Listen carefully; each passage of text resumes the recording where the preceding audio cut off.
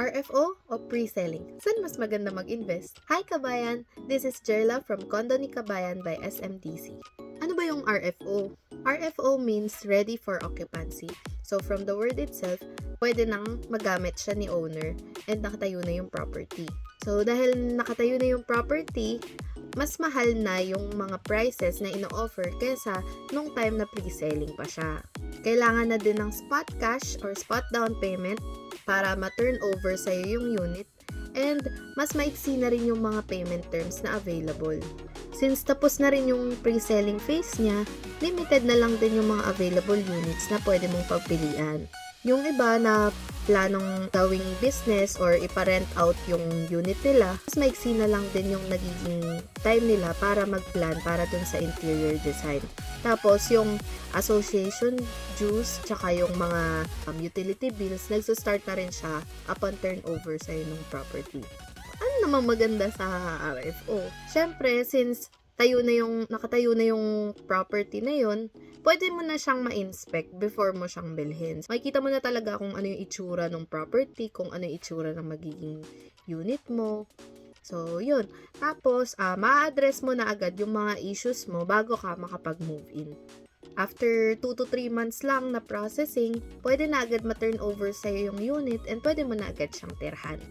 Kung gagamitin mo naman siya na pang business, pwede mo na agad ipa-rent out yung property mo once na ma-turn over na to sa'yo, and mas mabilis mong mababawi yung kapital mo.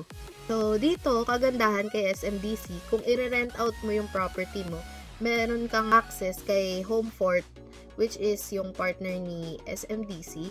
Pwede mong i-enroll dito yung unit mo, and then sila na yung bahala na mag-manage ng property mo from interior design to renting out your property. So, ito yung pinaka maganda or pinaka ino-offer namin sa mga OFWs, lalo na yung mga namomroblema na gusto nila mag-start ng staycation or Airbnb business sa Pilipinas.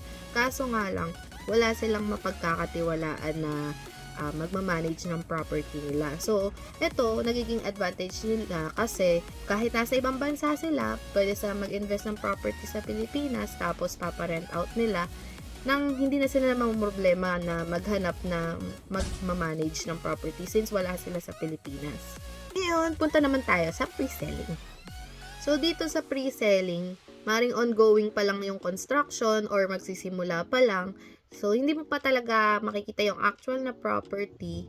Ang makikita mo pa lang is yung architect's perspective, or ito yung mga parang mga visualization pa lang nung magiging property. Yung project completion, pwede siyang mag-take up to 1 to 4 years, and dun pa lang din mata-turn over sa'yo yung property. Isang disadvantage din dito kapag sa pre-selling is maaaring yung financial capacity mo or capability mo in the future, hindi na yung katulad nung financial capability mo ngayon. Pero syempre, marami pa ding advantages ang pagkuha ng pre-selling property.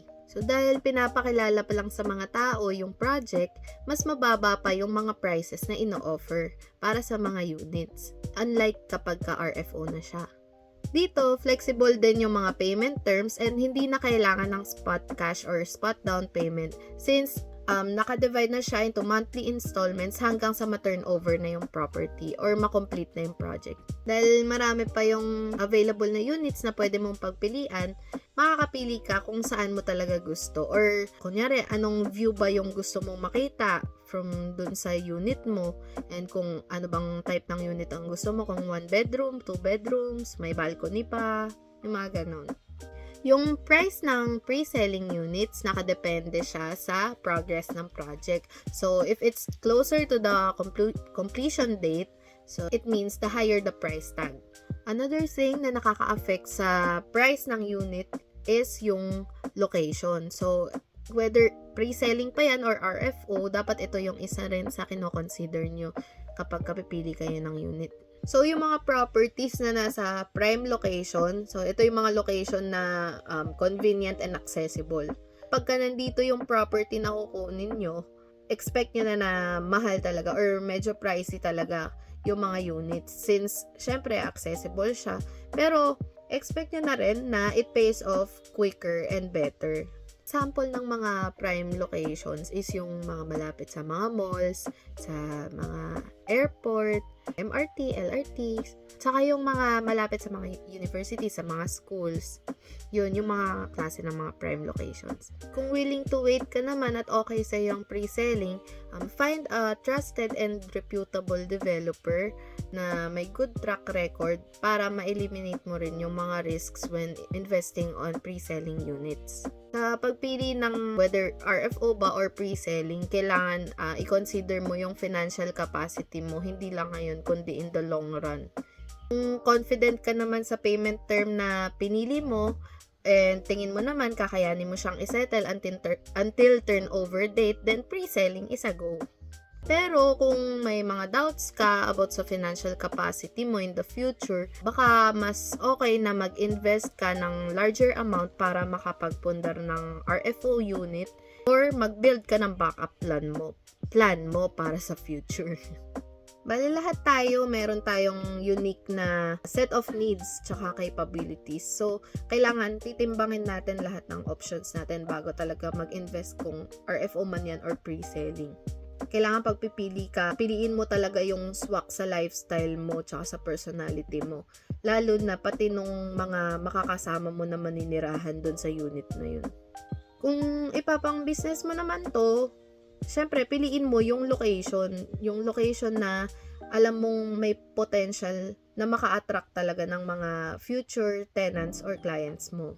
So, kahit ano pa mang investment yan, kailangan lagi mong i-check yung budget mo, yung financial capability mo, hindi lang ngayon, kundi in the long run din, pati yung mag-set ka ng realistic goal. So, if you want to learn more or gusto mo na mag-start na mag-invest with SMDC, please let us know in the comment section or mag-message ka sa amin and follow us on Facebook and TikTok, Condo ni Kabayan by SMDC. And don't forget to like this video. Ingat, kabayan!